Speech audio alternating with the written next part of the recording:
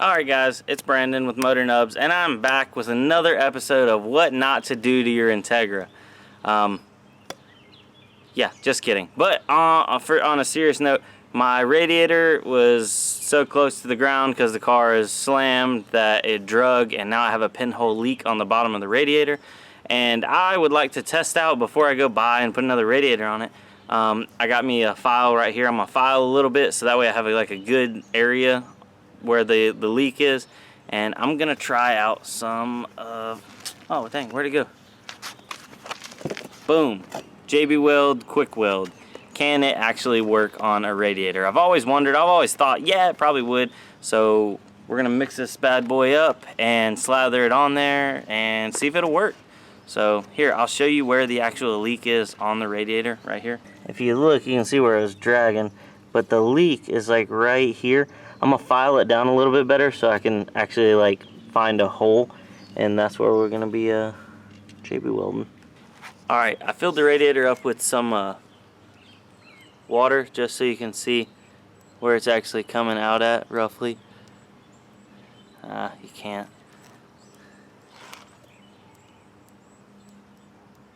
Okay, but you see that we have a leak, okay? So let me get to filing.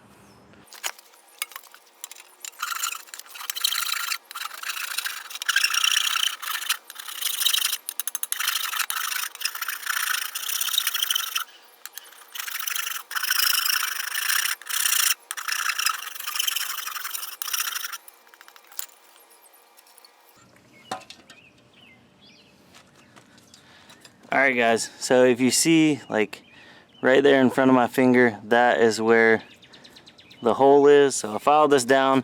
I'm gonna just slap me some JB Weld right there, and we should be good to go. So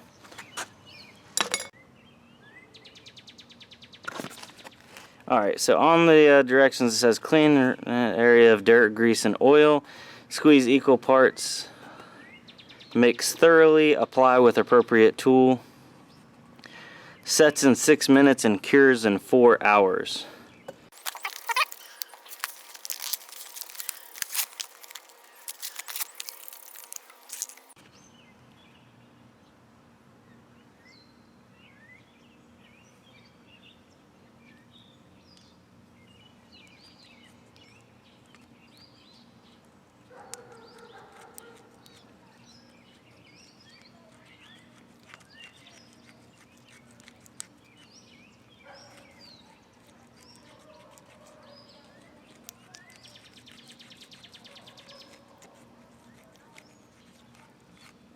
Alright, I think we're all mixed up, so.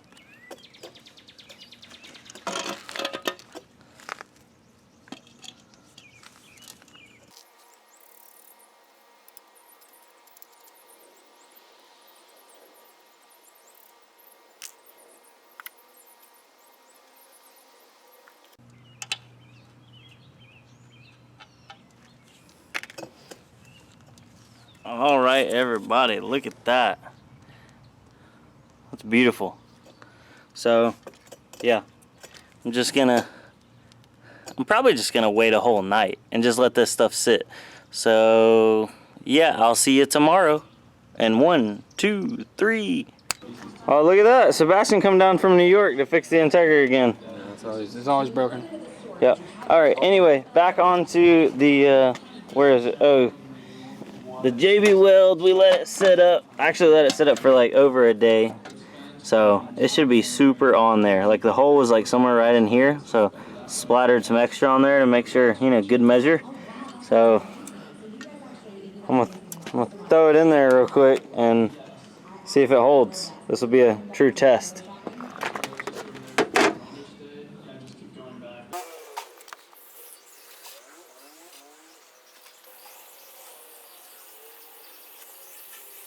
But I did remember that I was missing an exhaust stud.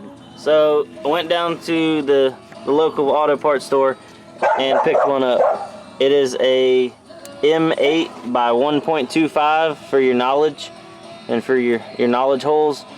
We're gonna thread that in here, and then we're gonna throw this turbo on, and yeah, so we'll be right back.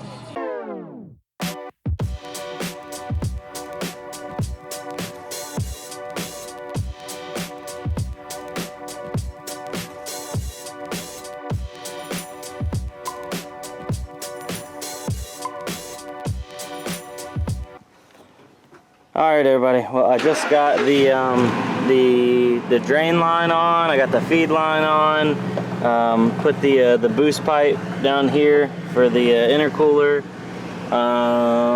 radiator's all in. I mean, really, I filled it up with some water just for now, just to make sure everything's good. I don't want to waste any coolant.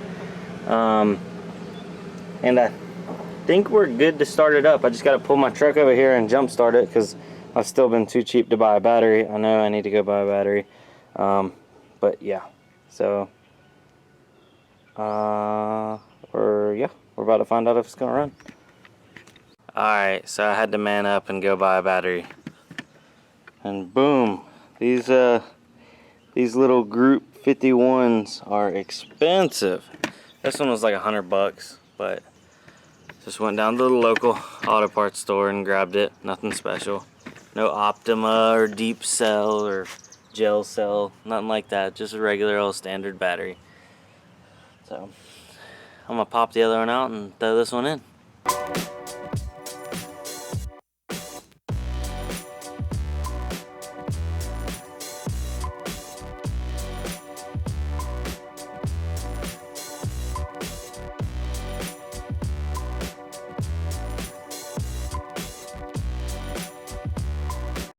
Alright guys, let's fire it up and watch this temperature come up a little bit.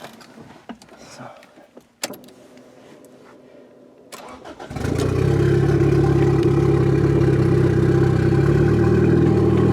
Yeah, oh, and just for everybody that's gonna say something, the oil light is on because I broke the wire off the sending unit. So I need to fix that, but I just double checked and it's full of oil, so it should be good. Should be fine. It's idling a little high, but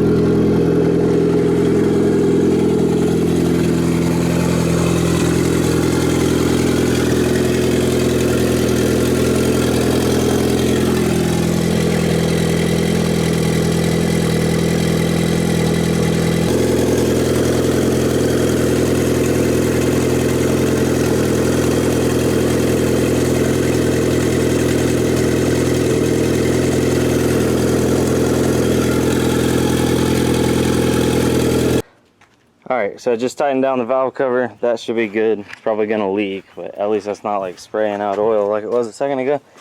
Ugh. Let's start her up again.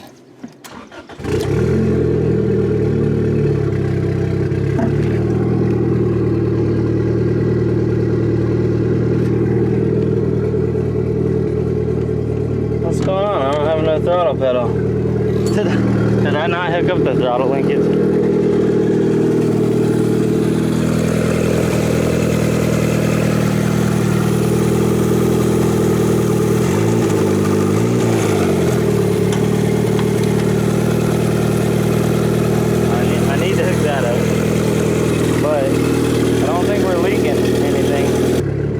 Temperature's starting to come up now.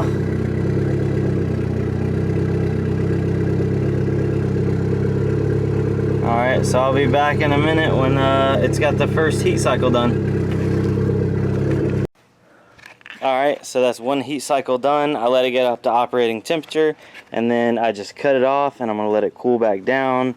And I'm probably gonna do this like 3 times. I don't even know what it like calls for. I actually don't think Honda calls for any heat cycles, but I've always said it's a good idea before you start ripping on anything or whatever. So we're gonna let it cool back down and I'll start it back up. Alright, I just backed the car up a little bit. That way, like, see, I don't know which one of these stains are like new stains or not. So I can see if anything's leaking or not. It's still burning off some oil that was on like the outside of the turbo, and so still a little bit of smokiness, but that'll go away here shortly. But yeah, she's back running, guys. Might be time to call the dyno. Watch out. Alright, well I must have lost the last little segment, but I went back and looked at the radiator. The radiator is still holding up, so the JB Weld is actually working.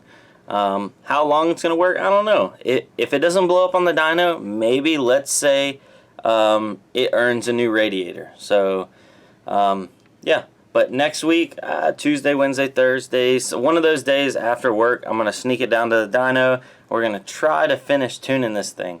I'm probably going to do another couple little runs. I want to drive it up and down the road just to make sure everything is like 100%.